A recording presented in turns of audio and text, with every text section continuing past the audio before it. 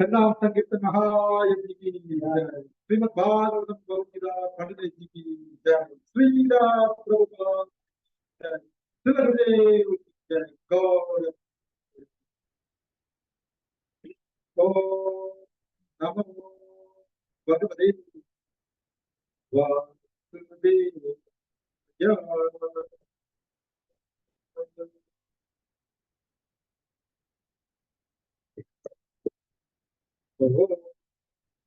नमो भगवते वासुदेवाय।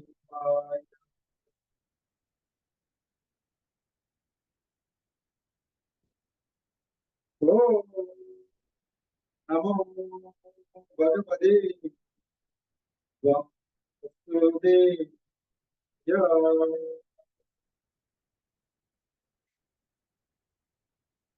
नारायणं नमस्कृत्यं नरं चैव नरोत्तमं देवीं सरस्वतीं व्यासं ततो जयमुदीरये। नष्टप्रायेषु भद्रेषु नित्यं भागवत सेवया भगवते अत्युत्तमश्लोके भक्तिर्भवति नैष्ठिकी। मूगं करोति वाचालं पङ्गुं लङ्घयते गिरिं यत्कृपातमहं वन्दे श्रीगुरुदीनदारं श्रीचैतन्यमीश्वरं परमानन्दमाधवं। ഹരേ കൃഷ്ണ. ഭഗവാന്റെയും ഭക്തന്മാരുടെയും കൃപാകടാക്ഷം കൊണ്ട് ഇന്ന് നമ്മൾ ശ്രീമദ് ഭാഗവതത്തിലെ 10ാമത്തെ സ്കന്ധം, ദശമസ്കന്ധത്തിലെ 5ാമത്തെ അധ്യായം നന്ദ വാസുദേവ സംഗമം എന്നുള്ള അധ്യായത്തിൽ 25ാമത്തെ ശ്ലോകമാണ് കൃഷ്ണകൃപയാൽ ഭക്തമായിരുന്നു ഡിസ്കസ് ചെയ്യാൻ പോകുന്നത്. ശ്രീമദ് ഭാഗവതം 10:5-25. ഈ ശ്ലോകം എനിക്ക് വളരെ ഇഷ്ടപ്പെട്ട ഒരു ശ്ലോകമാണ്. ഇന്ന് ഭക്തന്മാരുമായിട്ട് ആ ശ്ലോകം പങ്കുവയ്ക്കാൻ ആഗ്രഹിക്കുന്നു. ഭക്തന്മാരേറ്റ് പറയുക. നൈകത്ര പ്രിയ സംവാസ നൈകത്ര പ്രിയ സംവാസ സുഹൃതാം ചിത്രകർമ്മണ സുഹൃതാം ചിത്രകർമ്മണ ഓഹേന വ്യൂഹം നാനാ ഓഹേന വ്യൂഹം നാനാ പ്ലവാനാം സ്രോതസോ യഥാ പ്ലവാനാം സ്രോതസോ യഥാ നൈകത്ര പ്രിയ സംവാസ നൈകത്ര പ്രിയ സംവാസ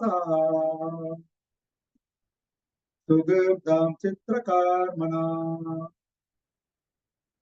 സുഹൃതാം ചിത്രകർമ്മണ ഓഹേന വ്യൂഹം നാനാ ഓഹേന വ്യൂഹം നാനാ പ്ലവാനാം സ്രോതസോ യഥാ പ്ലവാനാം സ്രോതസോ യഥാ നൈകത്ര പ്രിയ സംവാസ സുഹൃതാം ചിത്രകർമ്മണ ഓഹേന വ്യൂഹം നാനാ പ്ലവാനാം സ്രോതസോ യഥാ.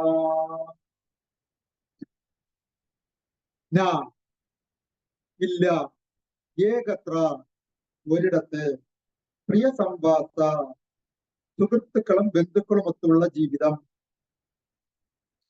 സുഹൃത സുഹൃത്തുക്കളുടെ ചിത്രകർമാണ പൂർവകർമ്മങ്ങളുടെ ഫലം അനുഭവിക്കുന്ന നമ്മുടെ എല്ലാം മോഹേന ശക്തിയാൽ വ്യൂഹമാനാന വഹിച്ചു കൊണ്ടുപോകപ്പെടുന്ന പ്ലവാന കമ്പുകളും ജലത്തിൽ പൊങ്ങിക്കിടക്കുന്ന മറ്റു വസ്തുക്കളും സ്രോതസാഹ നദീതരംഗങ്ങളുടെ യഥാ പോലെ വിവർത്തനം.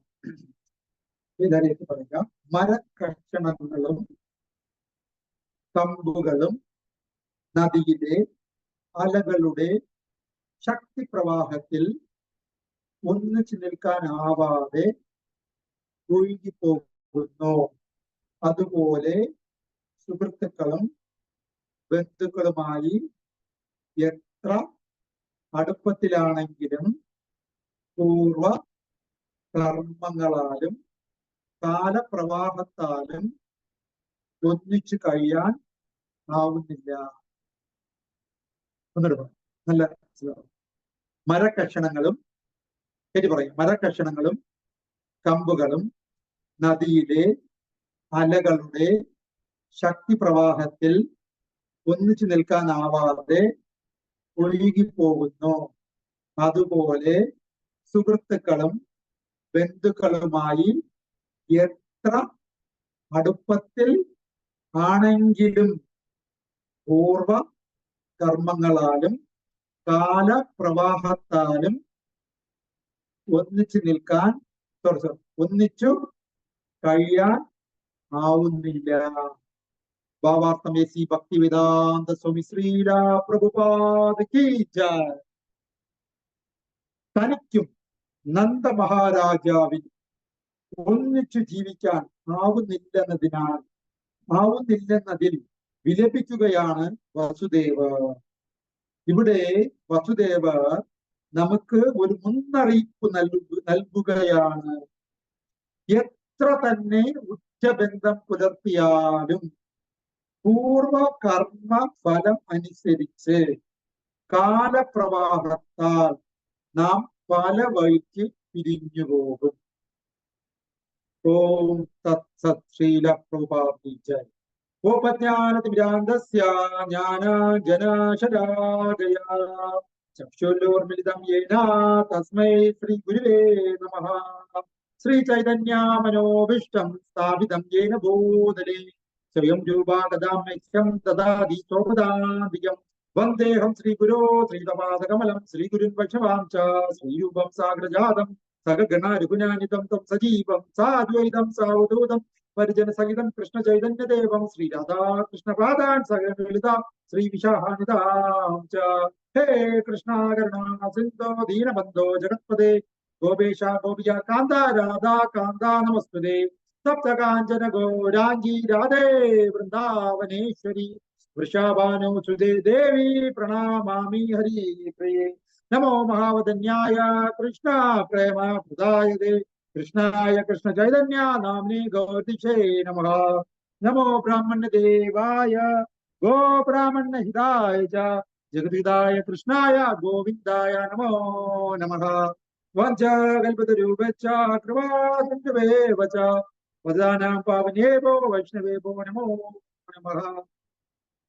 നമോ വിഷ്ണുപാദായ കൃഷ്ണപൃഷ്ഠായ ഭൂതലേ ശ്രീമതേ ഭക്തിവേദാന്ത സ്വാമി ഇതി നാമിനേ.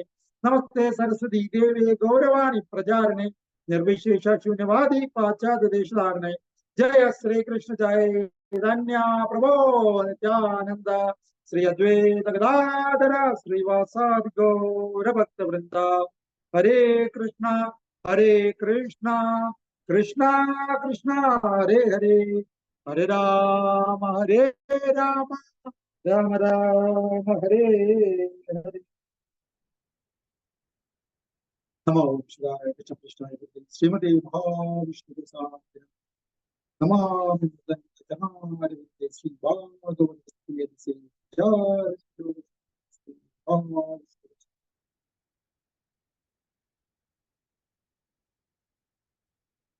ഹരേ കൃഷ്ണ. ശ്ലോകം എങ്ങനെയാണ്? ഹരേ കൃഷ്ണ. ജയ. നമ്മുടെ സ്വന്തക്കാരൻ അറിയാൻ വരാറുണ്ട് ഇവിടെ അല്ലേ? Super super.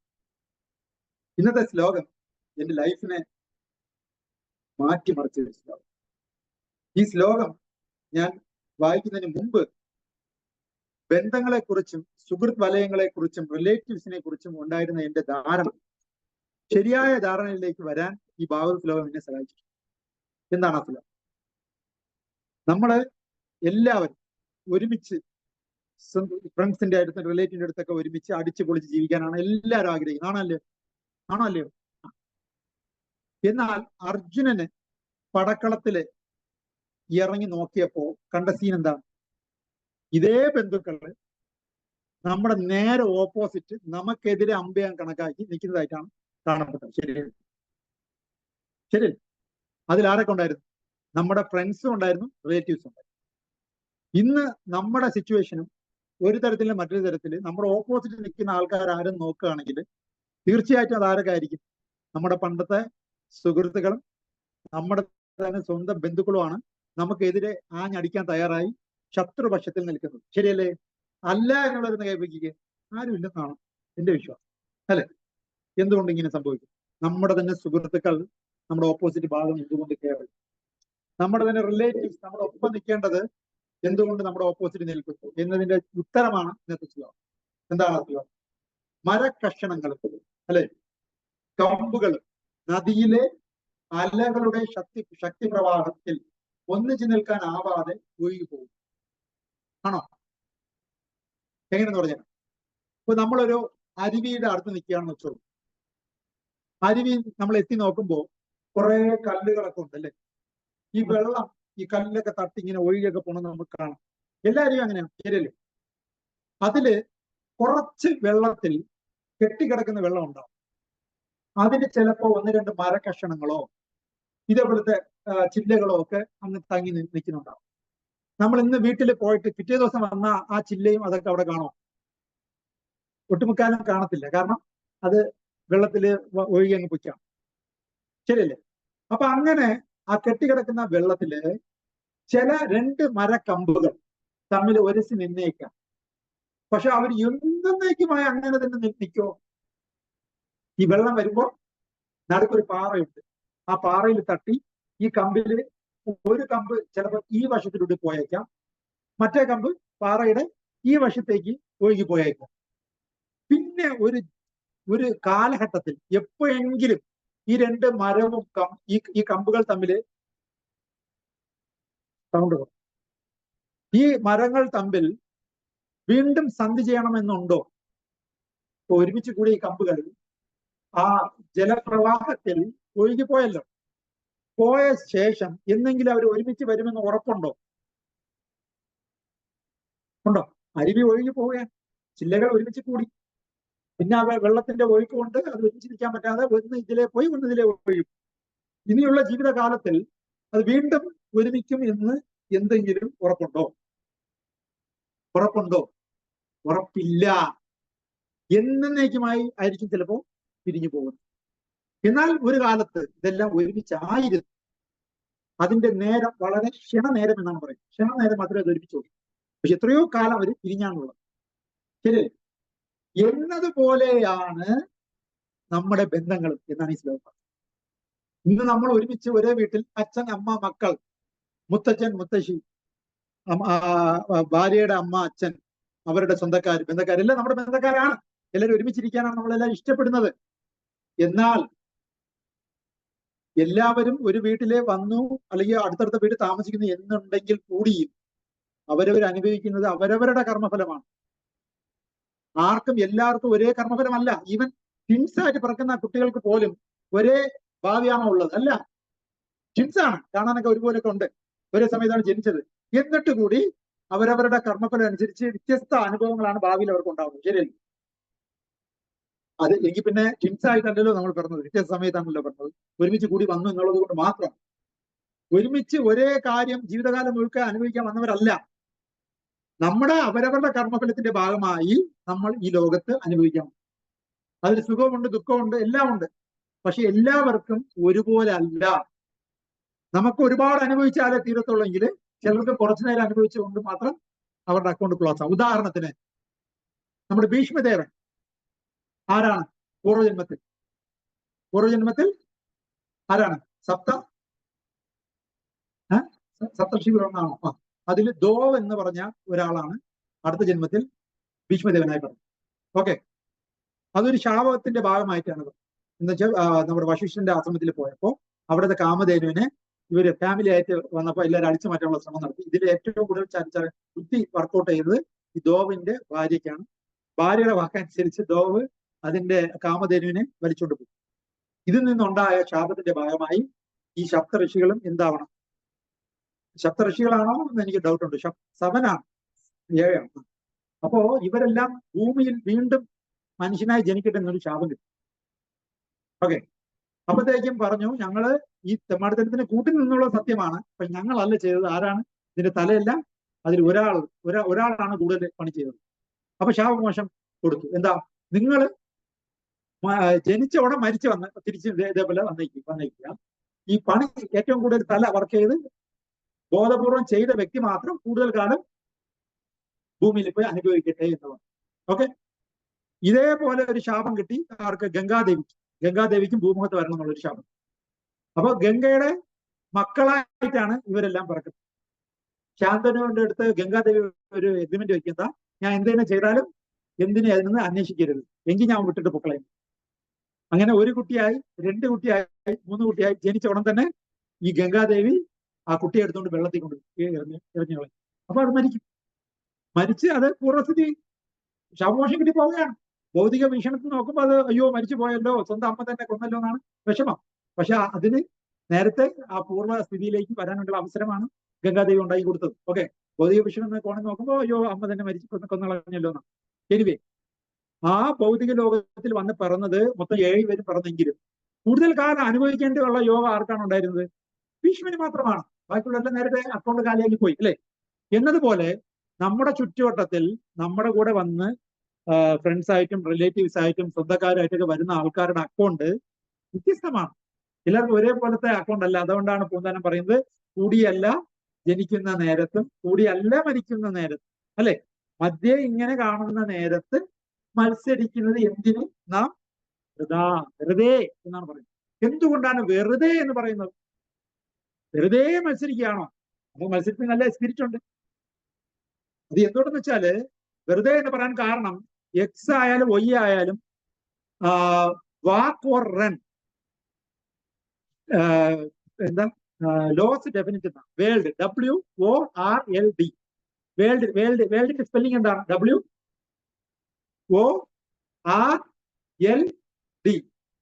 WORLD. ഇതിന്റെ ഫുൾ ഫോം എന്താണ്? വേൾഡിന്റെ full form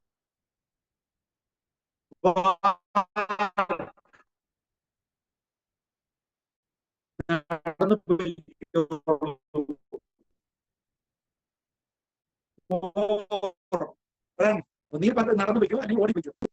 run loss definite, ഇതാണ് വേൾഡിന്റെ ഫുൾ ഫോം. ദുഃഖാലയം അശാശ്വതം എന്നുള്ള വാക്കിന്റെ മറ്റൊരു അർത്ഥം. അശാശ്വതമാണ്, എന്നേക്കുമായി എല്ലാം നിലനിൽക്കത്തില്ല. എത്ര വലിയ സാമ്രാജ്യം കെട്ടിപ്പടുത്തിയ ചന്ദ്രഗുപ്ത മൗര്യനും മരണമുണ്ട്, അല്ലേ? ശിവജി മരണമുണ്ട്, മുഗളന്മാർ മരണമുണ്ട്, ഈസ്റ്റ് ഇന്ത്യ കമ്പനി മരണമുണ്ട്, നെപ്പോളിയൻ മരണമുണ്ട്, അലക്സാണ്ടർ മരണമുണ്ട്, ഇല്ലേ? Walk or run loss definite. അവസാനം ഏതിന് അടിയറവ് പറയണം? ഒരു 100 വർഷം കഴിയുമ്പോൾ ഈ ശരീരത്തിനോട് വിട ചൊല്ലണം. ഇപ്പോ സ്പീഡിൽ പോയാലും ഓടിപ്പോയാലും യുദ്ധം ചെയ്താലും എന്തായാലും 100 വർഷം മാക്സിമം. ഓന്തോടിയാൽ എത്രത്തോളം? മാക്സിമം പോയാൽ 100 വർഷത്തോളം. അതിനപ്പുറം ഉണ്ടോ? ഇല്ല. അപ്പോ ഈ ലോകത്ത് വന്ന് പിറക്കുന്ന എല്ലാവർക്കും അവരവരുടെ കർമ്മഫലം അനുഭവിച്ചേരേ പറ്റൂ. അത് വ്യത്യസ്തവുമാണ്, എല്ലാവർക്കും ഒരുപോലെ അല്ല എന്നാണ് പറയുന്നത്. അപ്പൊ ചില ആൾക്കാർ ഓടിപ്പോകും, ചില ആൾക്കാർ നടന്നു പോകും. പക്ഷെ പോകുന്നതെല്ലാം അവരവരുടെ കർമ്മഫലം ഡെസ്റ്റിനിയിലേക്കാണ്. ഉദാഹരണത്തിന് ചില ആൾക്കാര് വളരെ പക്വത ഉള്ളവർ, ചില ആൾക്കാർ വളരെ പക്വത ഇല്ലാത്തവർ. ഈ വ്യത്യാസം പൂർവ്വജന്മത്തിൽ ആർജിച്ച കർമ്മത്തിന്റെ ഫലം. ചില ആൾക്കാർ 4 വയസ്സുണ്ടെങ്കിൽ 40 വയസ്സിന്റെ പക്വത, ചില ആൾക്കാർ 40 വയസ്സായാലും പക്വത 4 വയസ്സിന്റെ പക്വത പോലും കാണും. ചില പൂർവ്വജന്മത്തിൽ ആർജിച്ച ജ്ഞാനത്തിന്റെ പക്വത കൊണ്ടാണ് അവർക്ക് ഈ ജന്മത്തിൽ ആ ഒരു വ്യത്യസ്തത ഉണ്ടാകും. എന്നതുപോലെ പൂർവ്വജന്മത്തിന്റെ കർമ്മഫലമാണ് നമ്മൾ ഈ ജന്മത്തിൽ അനുഭവിക്കുന്നത്. അപ്പൊ അത് ചില ആൾക്കാർക്ക് പെട്ടെന്ന് ഒരു ചെറിയ പണിഷ്മെന്റോട് കൂടി അവരുടെ അക്കൗണ്ട് സെറ്റിലായി തിരിച്ചു പോകാൻ പറ്റും. ചില ആൾക്കാർക്ക് നരകിക്കേണ്ട യോഗം, ചില ആൾക്കാർ പറയാം അങ്ങനെയൊന്നും നീ പോകൂല, ശപിക്കുന്നത് കണ്ടിട്ടില്ലേ? നീ കുറെ നരകിച്ച് മരിക്കും എന്നൊക്കെ ശാപം കൊടുക്കാറുണ്ടല്ലേ? അപ്പൊ അങ്ങനെ ടൈപ്പുള്ളതാണ് കുറെ കർമ്മങ്ങളുണ്ട്. പെട്ടെന്ന് ചില ആൾക്കാർ അറ്റാക്ക് വന്ന് സഭയെന്ന് എന്റെ കൂട്ടുകാരന്മാർ 3 പേര് ഇടയ്ക്ക് അറ്റാക്ക് വന്ന് മരിച്ചു. തലേദിവസം വരെ ഒരു കുഴപ്പമില്ല, പിറ്റേ ദിവസം ആളില്ല. മനസ്സിലായില്ലേ? ചില ആൾക്കാർ സിഗരറ്റ് വലിച്ച് ആ സിഗരറ്റ് അണയും മുമ്പ് ആൾ അണഞ്ഞു പോകും. ഇല്ലേ? ഇങ്ങനെയാണ്. ഒന്നും നമ്മുടെ കയ്യിലല്ല. എന്തുകൊണ്ടാണ്? മരണം എന്നുള്ളത് ഒരു യാഥാർത്ഥ്യമായി. ഇതിന്റെ ഇടയിൽ നമ്മൾ ഒരുമിച്ച് വരും. ഒരുമിച്ചിരുന്ന് എന്താണ് ചെയ്യുന്നത്? തമ്മിലടിയാണോ? അതാണ് കുന്നേരം പറഞ്ഞത്, തമ്മിലടിക്കുകയല്ല നമ്മൾ ചെയ്യേണ്ടത്. ഒരുമിച്ചിരുന്ന് വരേണ്ട കാര്യമുണ്ട്, ഒരുമിച്ചിരുന്ന് ചെയ്യേണ്ട കാര്യവും ഉണ്ട്. അത് അറിഞ്ഞുകൂടാതെയാണ് ആൾക്കാർ ഇതെല്ലാം ചെയ്യുന്നത്. ശ്രീമദ് ഭാഗവതം പറയുന്നു, ഒരുമിച്ച് കുറച്ചു കാലേ നമ്മൾ ഉള്ളൂ, പക്ഷെ ആ സമയത്ത് എല്ലാവർക്കും ഉപകാരമുള്ള കാര്യം ചെയ്യണം. മനസ്സിലായോ? ഇപ്പൊ അച്ഛനും അമ്മ 5 മക്കൾ ഒരു ടൂർ പോകണമെന്ന് ആഗ്രഹിച്ചു. എവിടെ പോകണം ചോദ്യം. ഉടനെ ഒരാൾ കൊടൈക്കനാൽ ഞാൻ പോയിട്ടില്ല, കൊടൈക്കനാലിൽ പോകാം. ഒരു മകൻ. വേറൊരു അയ്യോ കൊടൈക്കനാൽ 5-10 പ്രാവശ്യം പോയിട്ടില്ല, എനിക്ക് ഊട്ടിയാണെങ്കിൽ ഞാൻ വരാം. മറ്റേ ആൾ. മൂന്നാമത്തെ ആള് മൂന്നാറാണെങ്കിൽ ഞാൻ വരാം. ഓണത്തിനാണ് പ്ലാനിങ് നടക്കുന്നത്. അപ്പൊ ഈ 3ഉം 4മത്തെ ആളിന് വേണ്ട. അയാള് കുറണ്ട് മണാലിയിലാണെങ്കിലേ വരണം. മൊത്തം എന്തായി? കോൺട്ര. 3ഉം 5 അഭിപ്രായം. അച്ഛനും അമ്മയും ആരുടെ ഭാഗത്ത് നിൽക്കും ചോദ്യം. അമ്മ ആരുടെയെങ്കിലും കൂടെ ഊട്ടി എന്ന് പറഞ്ഞാൽ ഉടനെ ബാക്കി എല്ലാവരും പറയും, അല്ലെങ്കിൽ അമ്മയ്ക്ക് അയാളോടാണ് കൂടുതൽ ഇഷ്ടം എന്ന് പറയും. അതുകൊണ്ട് അമ്മയും അച്ഛനും തുറക്കും. ഇതരാ കലങ്ങി തെളിയട്ടെ എന്ന് പറഞ്ഞ് ഇടാതി. മനസ്സിലായോ? അവസാനം ഒരു തീരുമാനമായി. എത്രയോ പ്രാവശ്യം പോയ ഗുരുവായൂർ പോകാൻ തീരുമാനം. കാരണം എന്താ? അതാകുമ്പോ പിന്നെ ആർക്കും എതിരഭിപ്രായം. എത്ര പ്രാവശ്യം ആയാലും കുഴപ്പമില്ല. കാരണം എന്താ? ഞാൻ ഗുരുവായൂർ 10 പ്രാവശ്യം പോയിട്ടുണ്ട്, അതുകൊണ്ട് ഞാൻ വരുന്നില്ലെന്ന് ആരെങ്കിലും പറയോ? അത് പറയില്ല. ഊട്ടി 10 പ്രാവശ്യം പോയിട്ടുണ്ട്, അതുകൊണ്ട് ഞാൻ വരുന്നില്ലെന്ന് എല്ലാവരും പറയും. കൊടൈക്കനാൽ പറയും. അതാണ് ഭൗതിക ആധ്യാത്മികതയുടെ വ്യത്യാസം. ആധ്യാത്മികത എത്ര പ്രാവശ്യം ചെയ്താലും മടുക്കത്തില്ല. ഭൗതികത എന്തെങ്കിലും ഒരിക്കൽ ചെയ്താൽ 2ാമത്തെ പ്രാവശ്യം ചെയ്യാൻ നമുക്ക് തോന്നും, അടുത്തു. ഇത് എന്തുകൊണ്ടാണ്? എന്തുകൊണ്ടെന്ന് വെച്ചാല് ഒരു ആത്മാവിന് പരമാത്മാവായിട്ടുള്ള ബന്ധം അത്രത്തോളം ശക്തമാണ്. ഒരിക്കലും നമുക്ക് ഭൗതികമായ ഒരു കാര്യത്തിൽ സാറ്റിസ്ഫാക്ഷൻ കിട്ടത്തില്ല. എന്നാൽ ആധ്യാത്മികമായ കാര്യത്തിൽ ഭഗവാന്റെ കൂടെയുള്ള ആകർഷണം കൊണ്ട് എത്ര കിട്ടിയാലും നമുക്ക് മതിയാവും. ഉദാഹരണത്തിന് ബ്രഹ്മവിമോഹന ലീലയില് ഇതിന്റെ ഉദാഹരണം പറഞ്ഞു. ബ്രഹ്മവിമോഹന ലീലയില് ബ്രഹ്മാവ് ഭഗവാൻ കളിച്ചു നടന്ന പശുകിടാങ്ങളെ അടിച്ചു മാറ്റി. പശുകിടാങ്ങളെ തപ്പിപ്പോയ കൃഷ്ണൻ തിരിച്ചു വന്നപ്പോ ഗോപമാരെയും കാണാനില്ല, അതും അടിച്ചു മാറ്റി. എവിടെ കൊണ്ടുപോയി? നേരെ ബ്രഹ്മലോകത്തിൽ കൊണ്ട് ഒളിപ്പിച്ചു. എന്തിനാണ്? കൃഷ്ണന്റെ ശക്തിയെ കുറിച്ചൊന്ന് കാണാനും സ്വന്തം ശക്തി പ്രദർശിപ്പിക്കാനുമാണ് അത് ചെയ്തത്. പക്ഷെ ഒരു മാത്ര പോയിട്ട് പറഞ്ഞ സമയം കൊണ്ട് തിരിച്ചു വന്നപ്പോ എന്തായി? ഇവിടെ എല്ലാം ആരുണ്ട്? അതേ ഗോപന്മാർ ഇവിടെ ഉണ്ട്, അതേ പശുകിടാങ്ങൾ ഇവിടെ ഉണ്ട്. എന്താണ് കാരണം? കൃഷ്ണൻ അത് വിസ്തരിക്കുകയാണ് ചെയ്യുന്നത്. അതില് ഒരു പ്രധാനപ്പെട്ട കാര്യം പറയുന്നു. എന്താണ്? എന്തുകൊണ്ടെന്ന് അറിഞ്ഞില്ല, കഴിഞ്ഞ ഈ മാത്ര പോയിട്ട് വന്ന സമയം കൊണ്ട് ഭൂമിയിലെ സമയം പീരീഡ് നോക്കുമ്പോൾ 1 വർഷം കഴിഞ്ഞു. ഈ അടിച്ചുകൊണ്ട് പോയ ദിവസം ബലറാമന്റെ ജന്മദിനത്തിനായിരുന്നു പോയത്. അങ്ങനെ അദ്ദേഹം ഒന്ന് പോയിട്ട് തിരിച്ചു വന്ന സമയത്ത് അടുത്ത വർഷം ബലറാമന്റെ ജന്മദിനമായി. അപ്പൊ ഈ സമയത്തിനിടയില് ബലറാമൻ കഴിഞ്ഞ പ്രാവശ്യവും അത് കാലുമേക്കാൻ വേണ്ടി ഇവരുടെ കൂടെ വന്നില്ല. ഇപ്രാവശ്യവും ബർത്ത്ഡേ ആയതുകൊണ്ട് കാലുമേക്കാൻ കൂടെ പോയി. ശ്രദ്ധിക്കണം. ഈ പോയിട്ട് വന്ന സമയത്ത് ഭഗവാന് മനസ്സിലായി ബ്രഹ്മദേവ അടിച്ചു മാറ്റിയതാണെന്ന് മനസ്സിലാക്കിയിട്ട് ഭഗവാൻ തന്നെ സ്വയം ഗോപന്മാരായിട്ട് വിസ്തരണം പ്രാപിക്കുകയും ഭഗവാൻ തന്നെ സ്വയം പശുകിടാങ്ങളായിട്ട് വിസ്തരിക്കുകയും ചെയ്യും. അതിനുശേഷം ഭാഗവതത്തിൽ പറയുന്നുണ്ട്, ശ്രീമദ് ഭാഗവതം ഏറ്റവും ഫസ്റ്റ് കാൻഡിൽ ലാസ്റ്റ് അധ്യായത്തിൽ പറയുന്നുണ്ട്, 13ാമത്തെ അധ്യായത്തിൽ പറയുന്നുണ്ട്, ആ ഗോപന്മാരും പശുക്കിടാങ്ങളും ഭഗവാന്റെ വിസ്തരണം ആയതുകൊണ്ട് അമ്മമാർക്ക് സ്വന്തം മക്കളെക്കാളും കൂടുതൽ ഇഷ്ടം ആ സമയങ്ങളിൽ ആരോട് തോന്നി? സ്വന്തം മക്കളായി വിസ്തരിച്ചു വന്ന കൃഷ്ണനോട് തോന്നിയതാണ്. പക്ഷെ അത് കൃഷ്ണനല്ല, അവർക്ക് അറിഞ്ഞൂടാ. ആരാണ് കാണുന്നത്? സ്വന്തം മക്കളായിട്ട് തന്നെയാണ് കാണുന്നത്. അവരുടെ മക്കൾ തന്നെയാണ്. 1 വർഷം കൊണ്ട് വന്നു പോയിരിക്കുന്ന ആള് യഥാർത്ഥത്തിൽ മക്കളല്ല, അത് ഭഗവാൻ കൃഷ്ണന്റെ വിസ്തരണമായി. പക്ഷെ ആ 1 വർഷം കൊണ്ട് മക്കളോടുള്ള ആസക്തി എന്ന് പറഞ്ഞാൽ ഡീപ്പായിട്ടൊരു ഇഷ്ടം ആർക്ക് തോന്നി? അമ്മമാർക്ക് തോന്നി, അച്ഛന്മാർക്ക് തോന്നി. അതേപോലെ മൃഗമായിരുന്ന പശുക്കൾക്കും സ്വന്തം മക്കളോട് തോന്നുന്ന ഒരു ആസക്തിയെക്കാളും കൂടുതൽ ആ പശുവായി വിസ്തരിച്ചു വന്ന കൃഷ്ണനോട് ഭയങ്കര ആസക്തി തോന്നുന്നതാണ് പറയുന്നത്.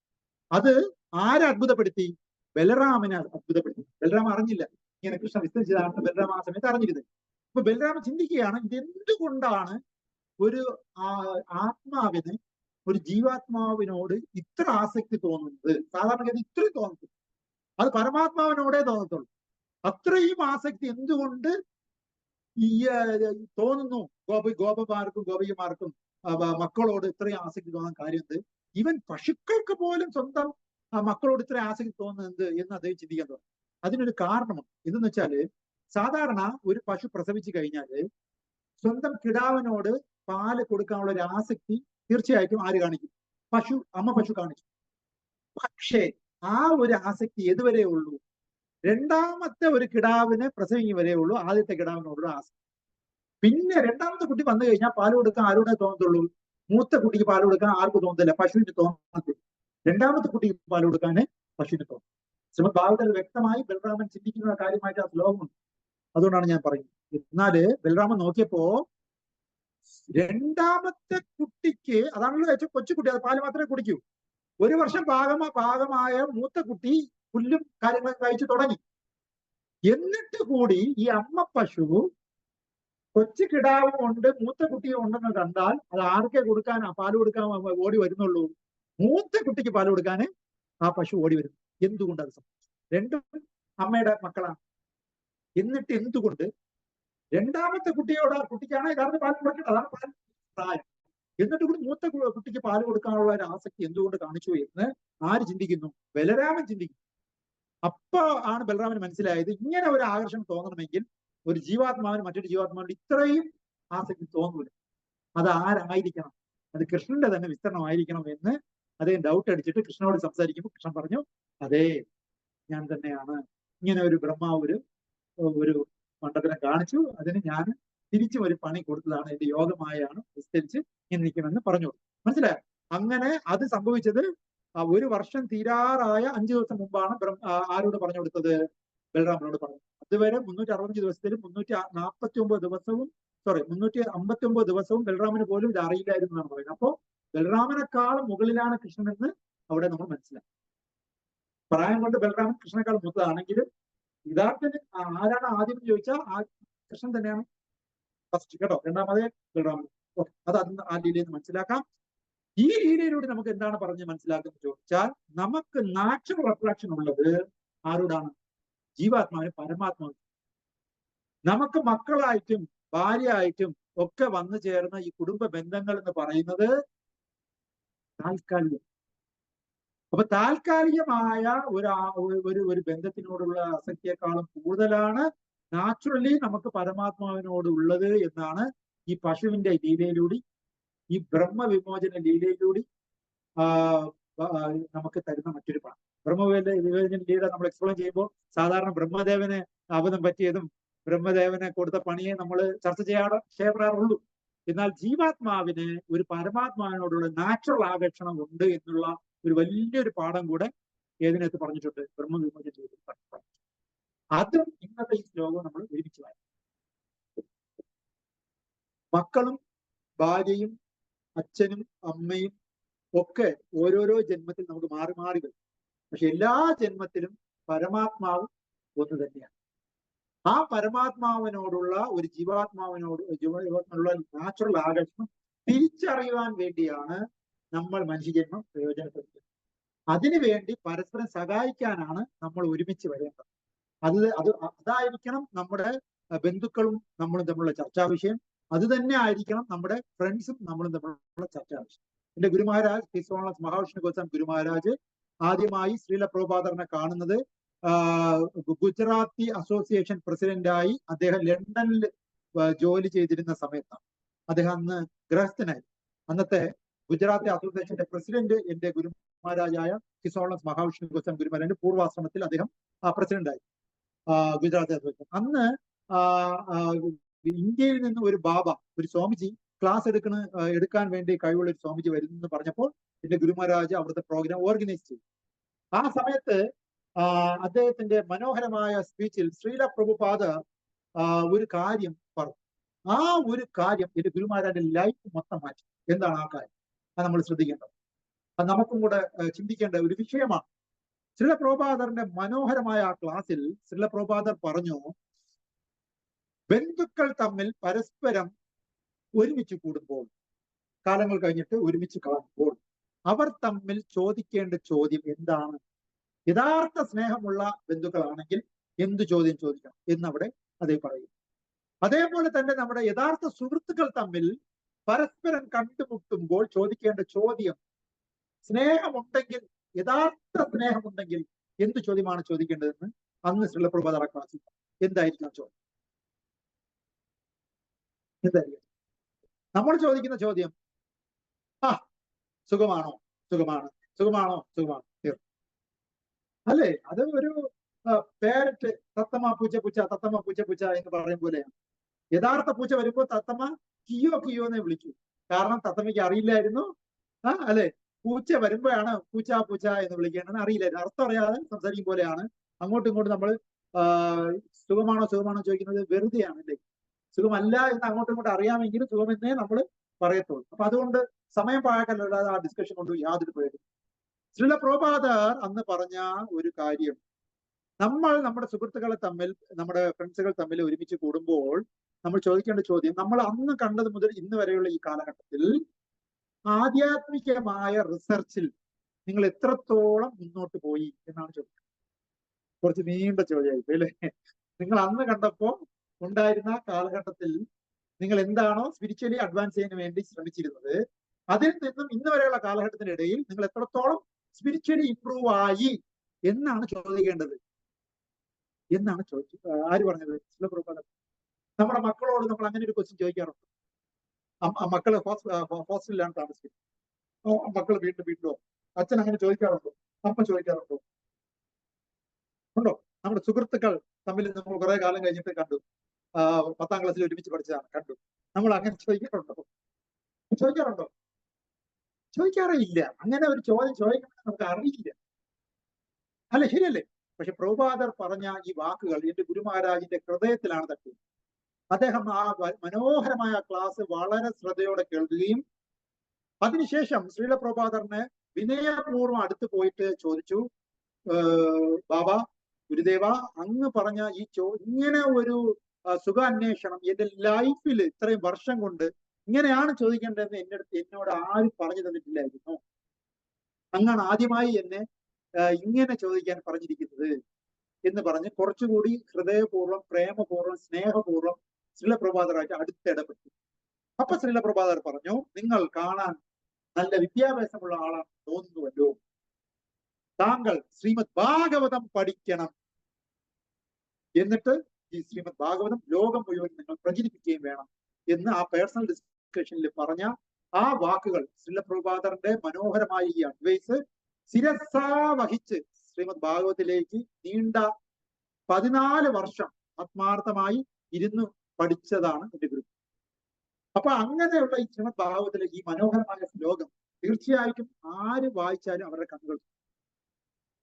ഇതിൽ പറഞ്ഞിരിക്കുന്നത് നമ്മൾ കുറഞ്ഞ കാലഘട്ടത്തിൽ മാത്രമേ ഒരുമിച്ച് വരത്തുള്ളൂ. ഈ കുറഞ്ഞ കാലഘട്ടത്തിനിടയിൽ പരസ്പരം അവരവരുടെ സ്പിരിച്വൽ ലൈഫിന് വേണ്ടി പരസ്പരം സഹായിക്കുകയാണ് നമ്മൾ ചെയ്യുന്നത്. കാരണം വാക്ക് ഓർ റൺ ലോസ് ഡെഫിനിറ്റ്. എങ്ങനെ തന്നെ നമ്മൾ ജീവിച്ചാലും ഒരു സമയം നമ്മൾ ഈ ഭൂമി വിട്ട് പോവുക തന്നെ വരും. അത് മനസ്സിലാക്കണമെങ്കിൽ ഞാൻ നിങ്ങളോട് ആവശ്യപ്പെടുന്നു, TV കാണും. TV-യിൽ എന്ത് കാണും?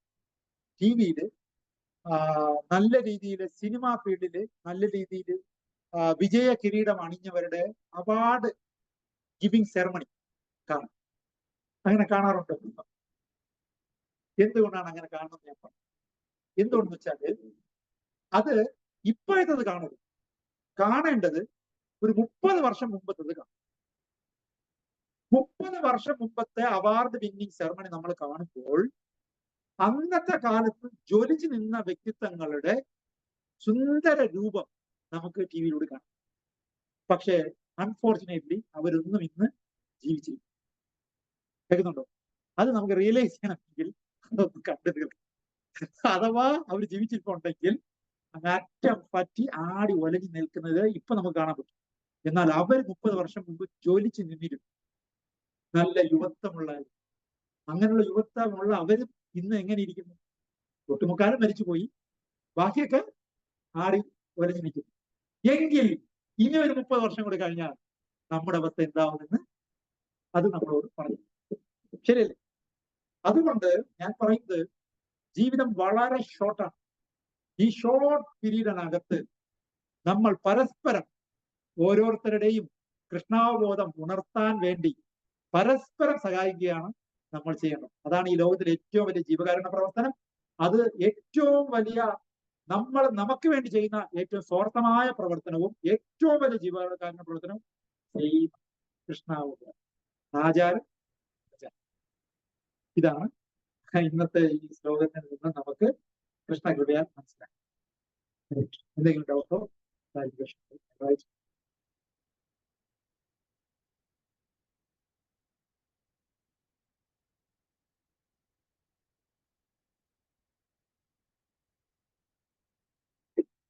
ഡൗട്ടോ എന്തെങ്കിലും ഉണ്ടോ? ശരി, ഓക്കെ. അതെ, ഗ്രന്ഥരാ ശ്രീമദ് ഭാഗവതം ഭഗവത്ഗീത की जय, श्रीला प्रभुपाद की जय, श्रील गुरुदेव की जय, गौर प्रमानते हरि हरि।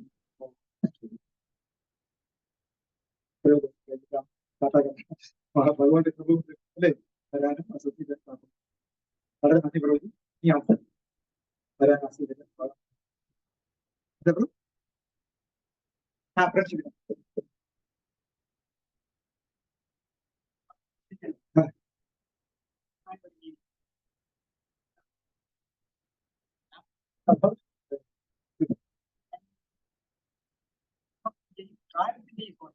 അതെ, തീർച്ചയായും അത് പറഞ്ഞു. കറക്റ്റ് പറഞ്ഞു. അതെ,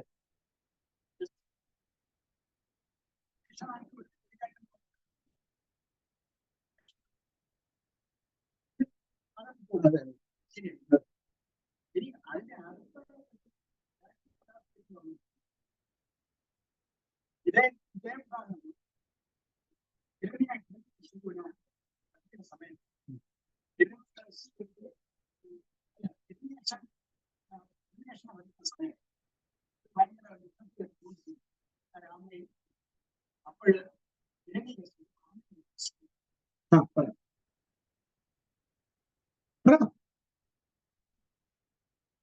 ഒരു ചായ കുടിക്കുന്ന സ്ഥലങ്ങളുണ്ട്.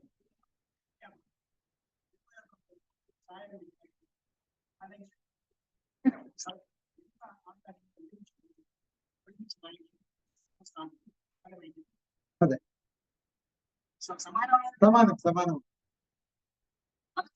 അതെ, അതെ, അതെ, ഒരുമിച്ച് ഒരുമിച്ച് ഈ പ്രവാഹം വരുമ്പോൾ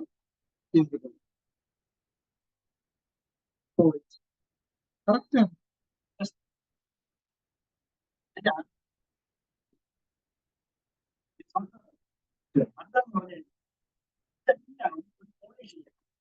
അതെ,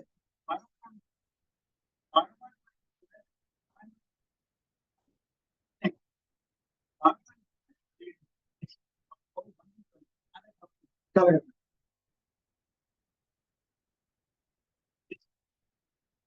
തീർച്ചയായും തീർച്ചയായും. അതായത് പ്രോ പറഞ്ഞ ആ വാക്കിന്റെ അർത്ഥം എന്ന് വെച്ചാല് ഒരു വിദ്യ പൂർണ്ണമാവുന്നത് ചാണക പണ്ഡിതൻ പറഞ്ഞതുപോലെ 4 കാര്യങ്ങൾ ഒരുമിച്ച് വരുന്നത്. ഒന്ന്, കാൽഭാഗം ഗുരുമുഖത്ത് നിന്ന്, മറ്റൊരു കാൽഭാഗം സ്വാധ്യായം, സ്വന്തം എഫോർട്ട് കൊണ്ട് കുറയ്ക്കണം. മറ്റൊരു കാൽഭാഗം നമ്മൾ ഒരുമിച്ചിരുന്ന് അങ്ങോട്ടും ഇങ്ങോട്ടും പരസ്പരം കഥ എന്ത ചമാം നിത്യം തുഷ്യന്തിച്ച രമന്തിച്ച അത് ഒരുമിച്ച് വന്ന് അങ്ങോട്ടും ഇങ്ങോട്ടും നമ്മൾ പറഞ്ഞ് ബോധദീപ്തരാവുകയും പരസ്പരം ആനന്ദം അനുഭവിക്കും. അങ്ങോട്ടും ഇങ്ങോട്ടും ഷെയർ ചെയ്ത് കമ്പൈൻ സ്റ്റഡി. മറ്റൊരു കാൽഭാഗം ലാസ്റ്റത്തെ കാൽഭാഗം കാലക്രമേണ ഇത് ഈ 3 ചെയ്തോണ്ടേ ഇരിക്കുമ്പോ കാലക്രമേണ ബാക്കിയൊരു പരിപൂർണതയിലേക്കുള്ള ബാക്കി അവസ്ഥ. അപ്പൊ നമുക്ക് ഒരുമിച്ച് കൂടാം. ഇതേപോലെ ഭഗവാന്റെ കൃപ സംസാരിക്കും. നന്ദി പ്രഭുജി, വളരെ നന്ദി. കാട്ടാക്കടയില് ക്ലാസ് എടുത്തിട്ട് ഇവിടെ വന്നിട്ട് കുറെ കാലമായില്ലേ? ഇത്ര 1 വർഷം 2 വർഷം 3-4 കൊല്ലം ആയി തോന്നുന്നു. ലാസ്റ്റ് ആയിട്ട് മറ്റേ ഈ പ്രൊജക്ടർ പ്രോഗ്രാം ചെയ്തിരുന്നു. അത് എത്ര വർഷമായി നിങ്ങൾക്ക് അറിയാലോ? 4 വർഷമായി തോന്നുന്നു അല്ലേ? 4 വർഷത്തോളമായി. ഓ കൃഷ്ണ, ഇനിയെങ്കിലും റെഗുലറായിട്ട് പാർട്ടിസിപ്പേറ്റ് ചെയ്യാനുള്ള അവസരം ഭാഗത്തെ അതിനുള്ള ഭാഗ്യം. നന്ദി ഭഗവാൻ. എനിക്കിപ്പോഴാണ് കൃഷ്ണ അവസരം തന്നത് സംസാരിക്കുന്നത്. ഇനിയും ഇടയ്ക്കിടയ്ക്ക് വരാനുള്ള ഭാഗ്യം. നന്ദി പ്രവീൺ, വളരെ